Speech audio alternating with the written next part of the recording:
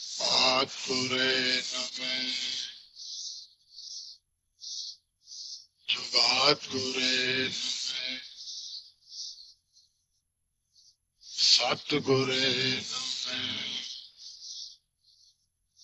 श्री गुरुदेव नमः। तीर्थ दर्शन स्नान।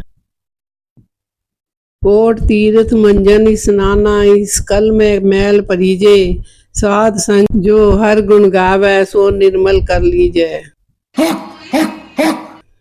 ऐसे हालात इस घोर कलयुग में बन चुके हैं कि यदि प्रचार कर दिया जाए कि गंगा स्नान से मुक्ति मिलती है तो यकीन जानिए सभी गंगा किनारे ही मिलेंगे। प्रवान होना तो दूर, कोई उस ईश का नाम लेने वाला भी ना मिलेगा। स्पष्ट है कि इतना गहरा माया ने भ्रम का पर्दा डाल रखा है। जीव पर की विचार शक्ति ही नहीं रही। मुक्ति केवल ईश पर आधारित उसकी कृपा से ही केवल संभव है। पर यकीन बना हुआ है कि गंगा में डुबकी लगाते ही मुक्ति रूपी माला गले में पड़ जाएगी। कोई देखने वाला ही नहीं है कि कितनों को जीते जी ही अपनी हवस रूपी अग्नि में जिंदा ही जलने को मजबूर किया है। और आगे भी अभी और सिलसिला इसी रंग का निरंतर लागू ही रहेगा। ये तुच्छ करतूते पानी से ही केवल धुल कर गंगा में ही हवा हो जाएंगी। ये सभी तुच्छ ही तारीफ के काबिल हैं। तो फिर आप क्या कल्पना कर सकते हैं कि महान करतूतें क्या होंगी।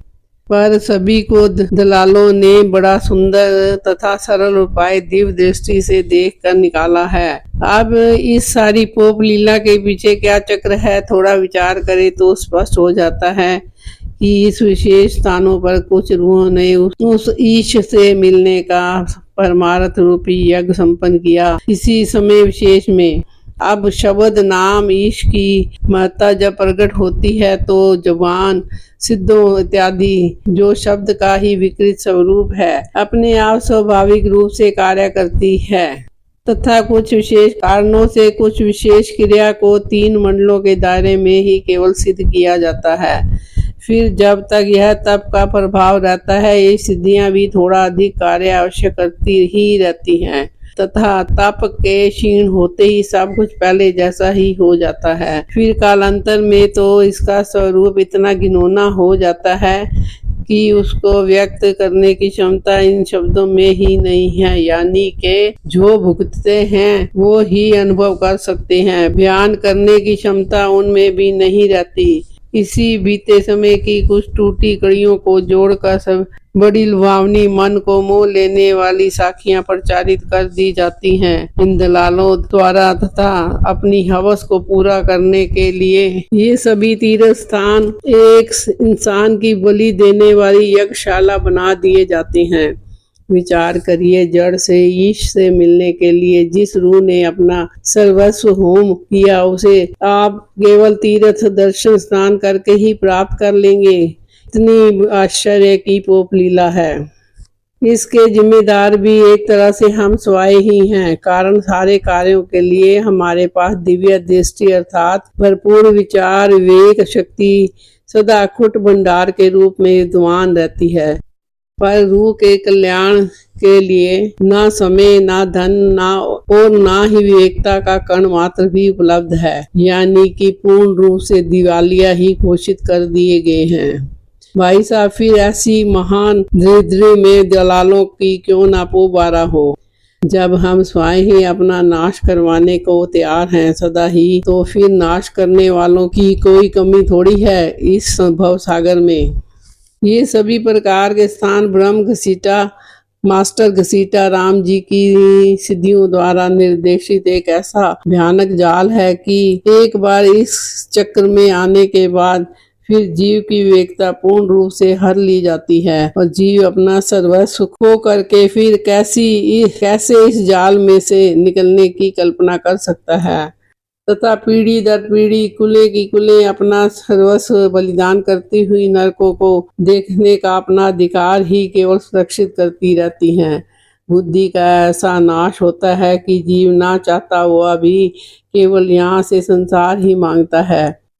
बस एक संसार रूपी विष आप चाट लें, ये सभी विष तो मुफ्त उपहार के रूप में अपने आप ही आपके घर में जबरदस्ती आ ही जाएंगे।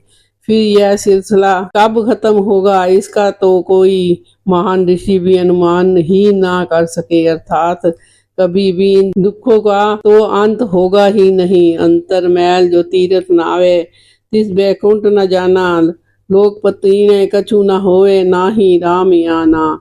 जल के मंजन जे गत होवे नित नित मेंढक नावे, जैसे मेंढक तैसे ओई नर फिर जोनी आवे।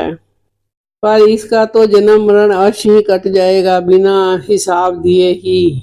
सभी अनंत जन्मों के पाप हवा ही हो जाएंगे, यानी कुछ किया ही नहीं ऐसा दृढ़ निश्चय अर्थात यकीन जीव ने निश्चित रूप से मान ही रखा है। केवल इन सभी स्थान विशेषों पर जो शब्द का प्रभाव है, अणु परमाणु का आधार स्तंभ, उन्हें क्रियाशील बनाने वाला प्रबल रूप से संपर्क में आने वाले जीवों के अणुओं को प्रभावित अवश्य करता है सतोगुण के रूप में, जिससे जीव कुछ राहत अथवा शांति का अनुभव करता है तथा उसे स्वाभाविक रूप से अपने मूल की ओर खिंचाव होता है। पर विवेक की कमी के कारण वह इसकी खोज न कर अनुभव से भी रहित ही रहता है। यहाँ भी जिन जीवों की तमोगुण की प्रधानता रहती है, उन्हें तो सतोगुण के अभाव तथा क्षीण होने के कारण इसका एहसास ही नहीं होता। यदि जीव इस मिली सात्विक प्रेरणा को ग्रहण कर अनुसंधान करे ठीक जगह पर, तो अवश्य ही उसे लाभ की प्राप्ति होती है। पर जीव इस विषय आत्मिक कल्याण पर ऐसा मोटा पर्दा डालकर बैठा है कि कुछ कहना सुनना पसंद ही नहीं करता, अर्थात अंधा ही बना हुआ है। आंख मीच मग सूझ न पजाई, ताहे अनंत मिले किम पाई, यानी बिना मेहनत तो कुछ प्राप्त ही नहीं हो सकता, अर्थात जीव की अपनी मेहनत ही कारगर साबित होती है, वो भी यदि उसकी कृपा साथ हो तभी। इसकी एक दूसरी जमात श्रेणी और भी बन गई है। हजूर, महाराजा, दाता, साईं जी, बाबा जी, संत, गुरु इत्यादि नामों से जाने वाले व्यक्ति शेष केवल अपने दर्शन दे करके ही मुक्ति मुफ्त में बांट रहे हैं। यदि कहीं ज्यादा जोर मारते हैं तो भाई इनका सुंदर महान वचनों को श्रवण कर लो, बस दर्शन के लिए जाने की जरूरत ही नहीं, बस घर में ही गद्दे के अंदर घुसे टेप वीडियो आदि लगा देख सुन लो। पर शर्त है आंख बंद करके देखना है और खराटे माँ भर के सुनना है, प्रत्यक्ष रूप में भी। ये सुविधा पूर्ण रूप से इनके यहाँ उपलब्ध है। भाई है ना कमाल का रिमोट सिस्टम। रिमोट में तो बटन को दबाने का कष्ट उठाना ही पड़ता है, पर यहाँ तो इस कष्ट को भी उठाने की कल्पना में भी जरूरत ही नहीं। मुक्ति अपने आप ही आपके गले का हार बन करके ऐसी चिपकेगी कि आप उतारना भी चाहें तो वो आपको छोड़ कभी ना जाएगी।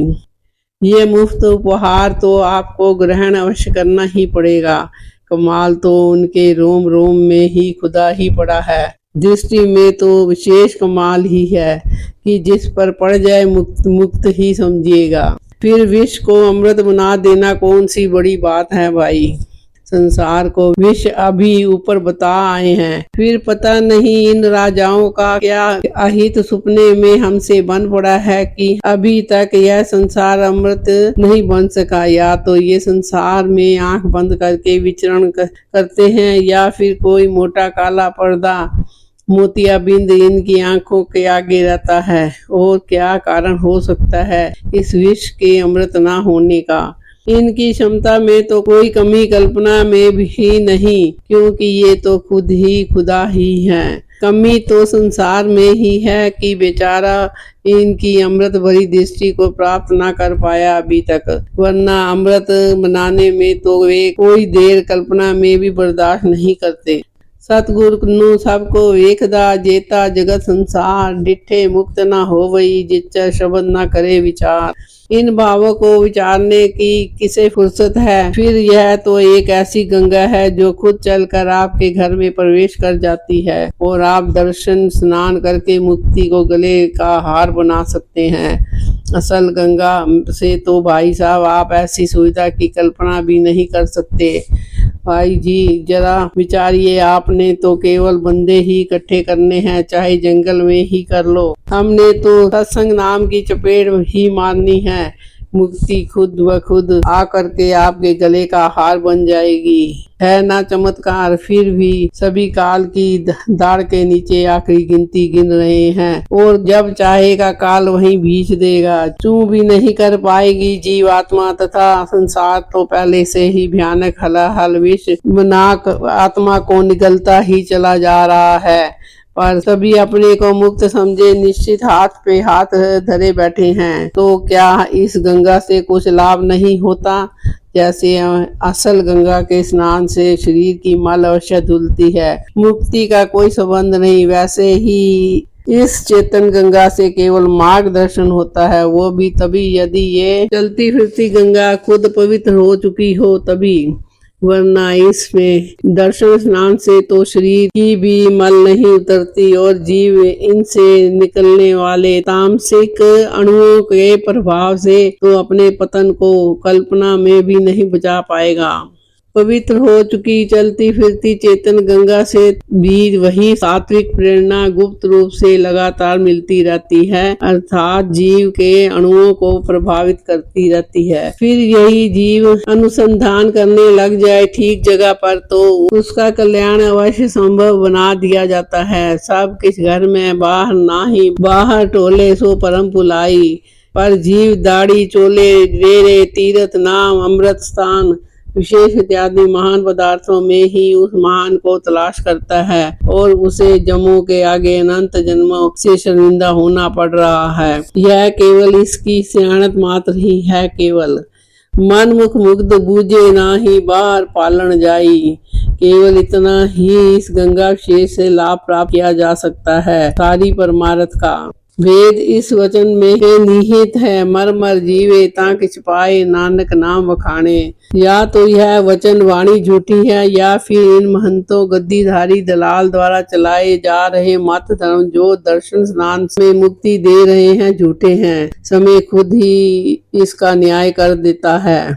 जब यमों की शक्लें नजर आती हैं तो बिस्तर ही गंध से भरता है। अपने आप सभी कुछ बयान अथवा सिद्ध हो जाता है। आप सवारे मैं मिलिया सुख होई, फरीदा जे तू मेरा होई रहे, सब जग तेरा होई। कल्याण केवल स्वयं के स्वर्णे में ही है, और सिद्ध किए जा रहा है दुनिया स्वारने का, वो भी केवल दृष्टि मारकर। आप बताइए इन दुर्लभ सिद्धों का क्या इलाज है? यानी कुछ भी नहीं, प्रतिफल है। बार बार जियो और मरो, बस केवल मात्र।